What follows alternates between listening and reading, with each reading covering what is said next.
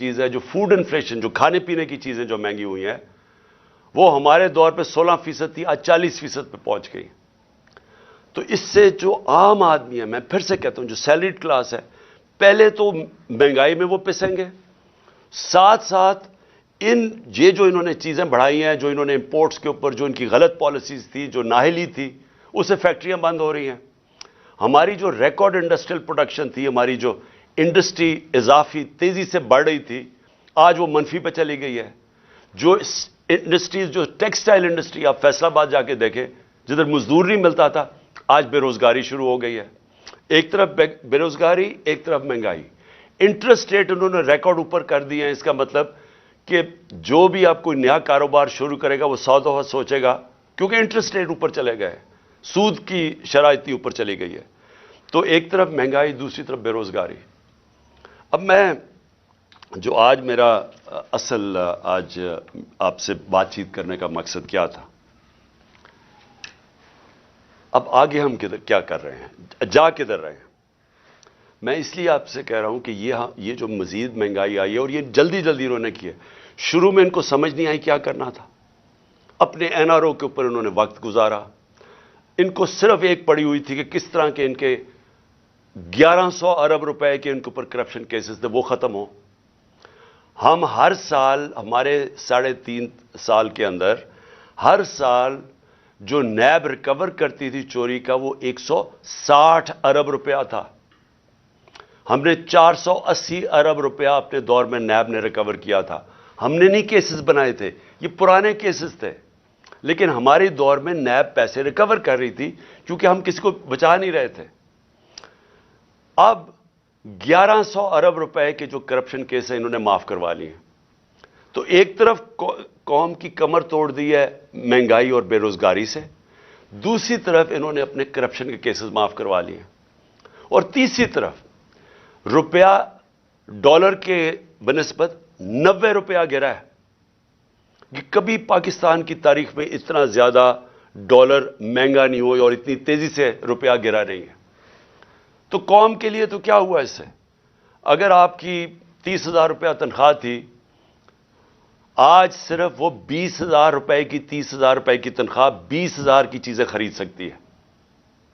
آج جو D valuation ہوئی ہے، ساری قوم کا جو جیسے کہتے ہیں نا جی ڈی پی، کیونکہ جی ڈی پی ڈالر سے میجر ہوتی ہے، تو پر کیپٹا انکم ڈالر سے میجر ہوتی ہے، وہ ساری نیچے آ گئی ہے۔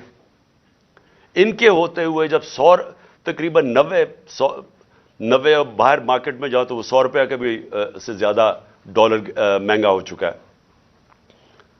تو جب کہ ایک قوم کی دولت میں کمی ہوئی ہے، یہ جو سارے 30 سال سے ملک کا پیسہ چوری کر کے، منی لانڈرنگ کر کے باہر لے کے گئے ہیں، ان کے ایون سیل اپارٹمنٹ اور ان کے مے فیئر میں، اور بڑی بڑی گاڑیاں اور ون ہائٹ پارک، اور یہ جو باہر ہوٹل خریدے ہوئے ہیں، اور انہوں نے بے نامی چیزیں خریدی ہوئی ہیں، باہر بینکوں میں آف شور اکاؤنٹس میں پیسے رکھے ہوئے ہیں، قوم کے لیے 90 روپے ان کی دولت میں کمی اگر روپے میں پڑے ہوئے ہیں، اور ان کے باہر پیسے میں 90 روپے اضافہ ہو گیا۔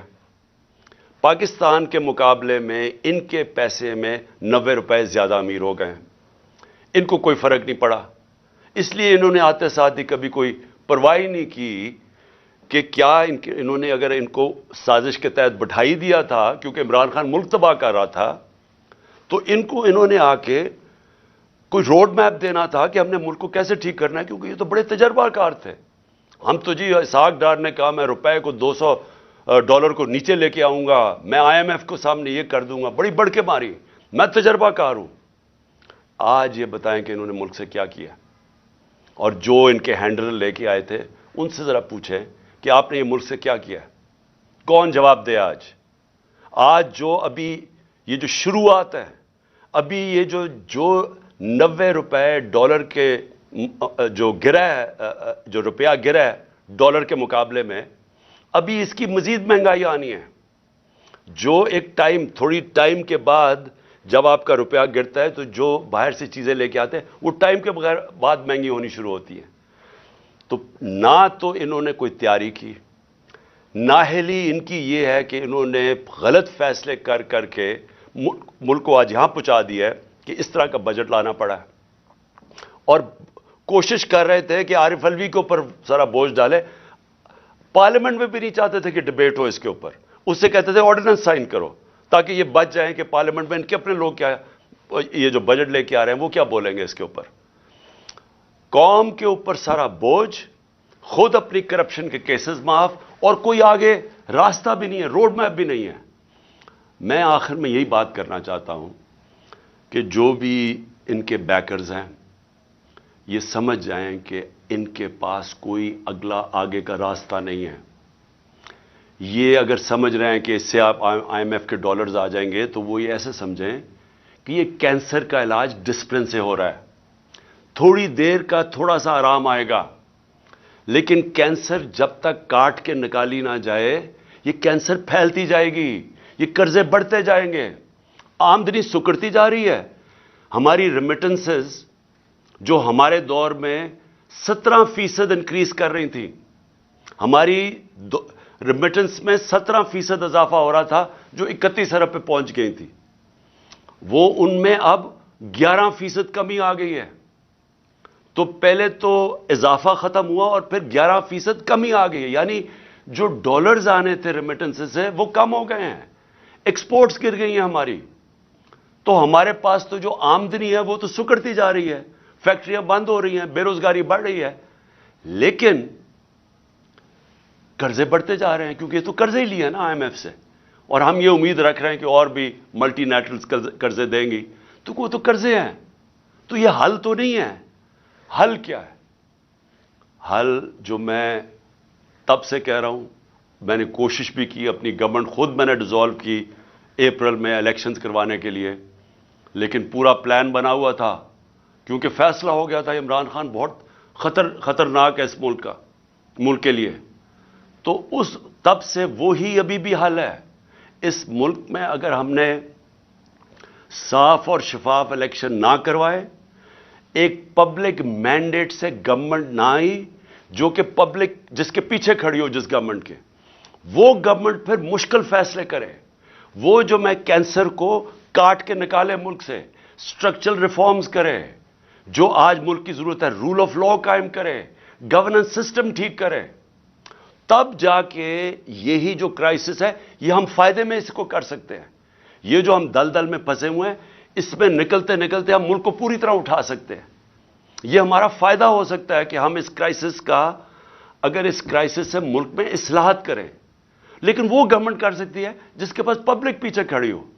جب آپ کے پاس پبلک مینڈیٹ نہیں تو آپ ان پی ڈی ایم کے یہ جو اوپر 60% لوگ ضمانت پہ ہیں کرپشن کیسز پہ, اور ان کا سلوشن یہ ہے, کیونکہ ان کے پاس تو حل کوئی نہیں ہے, ان کا سلوشن یہ ہے کہ عمران خان کے اوپر 60 ایف آئی آر کاٹ دو, اس پی ٹی آئی کے لوگوں کو جیلوں میں ڈالو, ان کے اوپر تشدد کرو, ان کو خوف پھیلاؤ, ان کو ڈراؤ دھمکاؤ, اور ان کو اور اس طرح کرو کہ جب وہ بالکل پارٹی ان کی ٹوٹ جائے تو پھر الیکشن کرواؤ. وہ ہونے نہیں لگا, کیونکہ آپ جتنا زیادہ دبائیں گے وہ پارٹی اتنی اور اٹھتی جا رہی ہے. پبلک کوئی بیوقوف تو نہیں ہے, پبلک تو فیصلہ کر بیٹھی ہے جس کی وجہ سے یہ ڈرے ہوئے ہیں. تو صرف اور صرف عمران خان کو باہر کرنے کے لیے ملک کو تباہ نہ کریں. یہ اصل میں جانا ہے ہماری سیکیورٹی کے اوپر. جو آج ہمارے حالات ہو گئے ہیں, ہم تو کسی کے سامنے اب کھڑے بھی نہیں ہو سکتے, کیونکہ ہمیں تو انہوں نے ملک کو ادھر پہنچا دیا. 300 ارب ڈالر سے کم تو ریزروز رہ گئے ہیں. ہمارے پاس کیا ہے کہ اپنے پیر پہ کھڑے ہوں, کسی کو کہیں کہ نہیں جی ہمیں پاکستان کی خودداری چاہیے, ہم پاکستان کی سوورنٹی چاہیے. ہم کیسے کہہ سکتے ہیں جب ملک کے حالات یہاں پہنچا دیے؟ اس کے لیے اپنے ملک کو بچانے کے لیے طریقہ یہ نہیں ہے جو کیا جا رہا ہے کہ ہائی کورٹ کہہ رہا ہے کہ الیکشن کرواؤ. وہ الیکشن کمیشن جناب بیٹھی ہوئی کہ نہیں ہم الیکشن نہیں کرواتے, وہ بہانے مار رہی ہے الیکشن کے. پاکستان کا آئین کہتا ہے 93 میں الیکشن کرواؤ, یہ کوئی بہانہ مار ہے, کوئی صرف ڈرے ہوئے ہیں الیکشن ہارنے سے. پاکستان کی آئین کی وائلیشن جس طرح کی جا رہی ہیں اور جس طرح آگے پلان بن رہا ہے, یہ جو بھی لوگ سمجھ رہے ہیں کہ اس سے وہ اپنی ذاتی فائدہ اٹھا دیں گے, وہ ملک کو ڈبو دیں گے. اور میں آج اس لیے یہ کہہ رہا ہوں کہ ہم ہم بڑے آرام سے ملک کے اندر اس وقت اگر ہم چاہیں، اتنی بڑی پارٹی ہے، ہم اگر وہ مظاہرے کریں اور ملک بند کرنے کی کوشش کریں، سٹرائکس کریں، ملک تو آگے ہی حالات برے ہیں۔ اس لیے ہم نے پرامن احتجاج کا فیصلہ کیا ہے کہ ہم جیل بھرو تحریک شروع کرنے والے ہیں، بتانے کے لیے کہ آپ اس طرح ایک ملک کو استعمال تھوڑے سے لوگوں کے ذاتی مفادات کے لیے نہیں کر سکتے۔ ملک 22 کروڑ لوگوں کا ملک ہے، یہ تھوڑے سے لوگ اس ملک کو اپنے مفادات کے لیے تباہ نہیں کر سکتے۔ اس لیے ہم جیل بھرو تحریک کی پوری تیاری کر رہے ہیں، میں اناؤنس کرنے والا ہوں، اور لوگوں کو صرف خوف دور کرنے کے لیے کہ یہ سمجھتے ہیں کہ خوف پھیلا کے، جیلوں میں ڈال کے، ایف آئی آرز کر کے یہ اسی طرح بیٹھے رہیں گے، اور پھر کسی نہ کسی طرح دھاندلی کر کے یہ ایک وہ الیکشن کمیشن، بے ضمیر الیکشن کمیشن کے ذریعے ایک جانبدار الیکشن کمشنر کے لیے، یہ جو چیف الیکشن کمشنر ہے، اس کو استعمال کر کے کسی طرح پھر ان چوروں کو مسلط کر دیں گے۔ یہ ہونے نہیں لگا، ملک کو نقصان پہنچ رہا ہے۔